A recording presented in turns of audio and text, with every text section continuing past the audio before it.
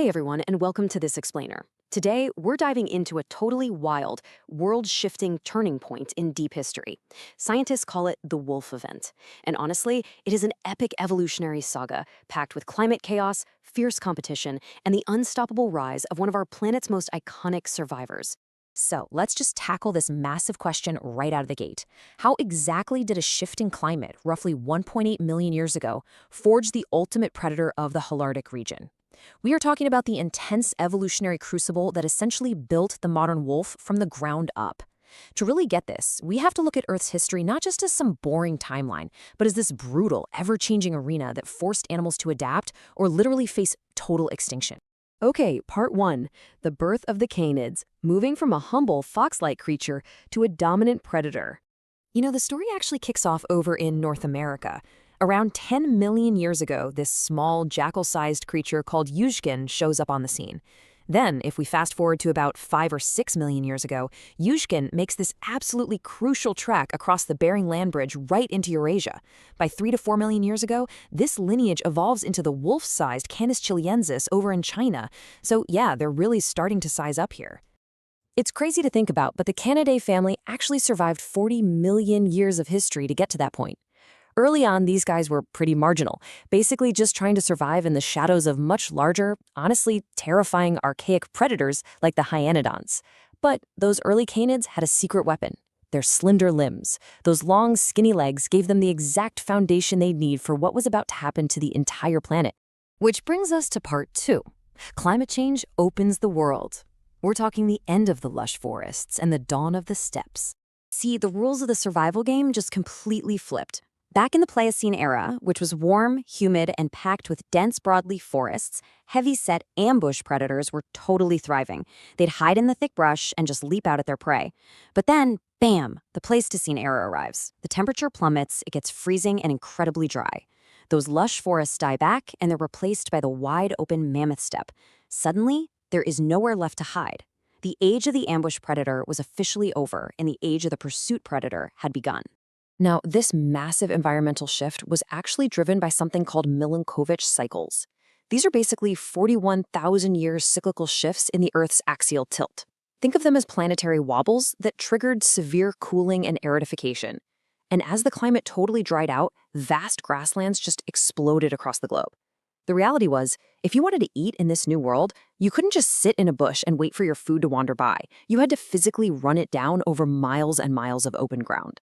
And as that landscape opened up into those endless steppes, those older, heavy-set predators began a really rapid decline. I mean, their bodies just weren't built for running a marathon, right? They were heavy, their limbs were restricted, and they were very quickly making way for highly mobile, running predators, what evolutionary biologists like to call cursorial species. All right, part three. What exactly is the wolf event? It's all about rapid adaptive radiation. So to survive out in the open, these animals desperately needed a massive anatomical upgrade. This is where that cursorial adaptation comes in. Early species of Canis developed much longer limbs and, uniquely, restricted joint movement. Now, this wasn't about short, explosive bursts of speed like you'd see with the cheetah.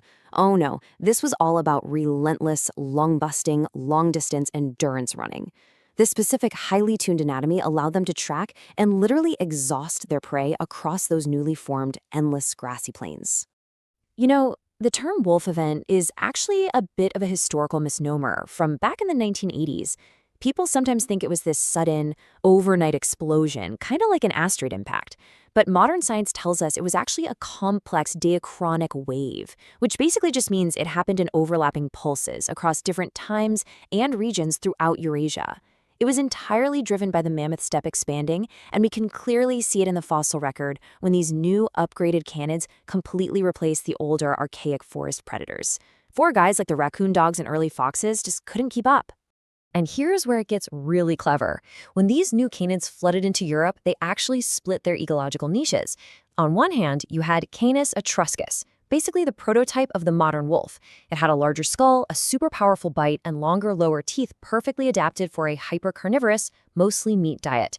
But right alongside it, you had Canis arnensis. This was a smaller, more jackal-like canid operating as a mesocarnivore, meaning it ate a much broader mixed diet. By dividing up the available resources like that, they managed to conquer the continent together. Moving on to part 4, Clash of predators. This is all about the survival of the fittest, and honestly, the most enduring. Okay, so entering Europe and Asia meant these wolves were clashing directly with some deeply established giants. I'm talking about the ultimate David versus Goliath rivalry of the entire Pleistocene. Picture this, the early, sleek wolf going head-to-head against a massive, bone-crushing giant hyena known as Pachycocuta breviostris. Seriously, how do you even survive a monster like that? This giant hyena weighed up to a staggering 110 kilograms. They were these apex scavengers that would just constantly steal the wolves' hard-earned kills. And since one single wolf stands absolutely zero chance against a giant hyena, the wolves were forced to innovate. They adapted by leaning heavily into social patch hunting. They essentially became these incredibly efficient cooperative pack hunters that relied purely on stamina. If a hyena stole their kill, fine. The wolf pack had the endurance to just go run down another one. But it wasn't just the hyenas feeling the heat. Even the famed saber-toothed cats like Meganterion suddenly found themselves in a massive crisis. Remember, these cats were solitary ambush hunters, out on the open plains, facing off against highly mobile, super intelligent, and social canid packs that could coordinate attacks and aggressively defend their territory. The old solitary cats just couldn't keep up.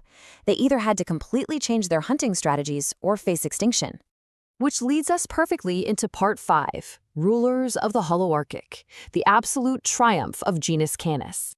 So how did they do it? They conquered the whole Arctic, which is essentially all the northern continents of the world, through a brilliant three-step mastery. Step 1, physical endurance running, perfectly built for those open steppes. Step 2, strategic pack hunting, allowing them to outcompete and survive alongside giant bone-crushing scavengers. And Step 3, well, this one is just fascinating. It's a unique behavioral trait called directional dispersal. 800, that is the number of kilometers that young adult wolves will travel in a single straight-line direction just to establish a brand new pack. Think about that. They leave their birth pack to escape being subdominant and will literally walk up to 800 kilometers to find new territory. This behavioral hardwiring is just an absolutely incredible natural mechanism for rapid global expansion. Armed with these insane evolutionary upgrades, the physical endurance, the social intelligence, and that relentless drive to disperse, the gray wolf eventually crossed right back over the Bering Land Bridge.